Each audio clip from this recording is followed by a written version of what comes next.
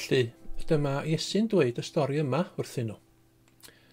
Dychmygwch bod gan un ohonoch chi 100 o ddefaid, a bod un ohonyn nhw wedi mynd ar goll.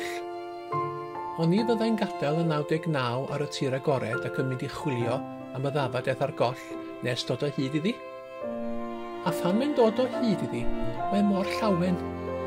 Mae'n ei chodi ar ei ysgwyddau ac yn mynd adra. Wedyn, mae'n galw ei ffrindiau ag ymdogio'n draw ac yn dweud wrthyn nhw, dewch I ddathlu, dwi wedi dod o hyd i'r ddafad oedd wedi mynd ar goll. Wir I chi, dyna sut mae hi yn y nefoedd. Mae mwy o ddathlu am bod un pechadur wedi troi at Dduw, nag am 99 o bobl sy'n meddwl eu bod nhw'n iawn a dim angen newid. Yn derbyn di da ni wedi pechu a gwneud beth sy'n ddrwg yn dolwg. Da ni'n cyfaddef ein bod ni yn tynnu'n groes ac yn ymwybodol iawn o'n methiant. Beth wyt ti eisiau ydy ysbryd wedi ei ddryllio, calon wedi ei thorri ac ysbryd sy'n edifar.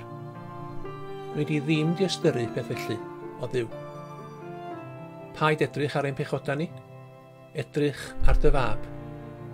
Gwyddom y canfaddiant oherwydd y groes, yn y groes y ma'n gobaith ni. O Dduw, dangos drigaredd tuag atom ni.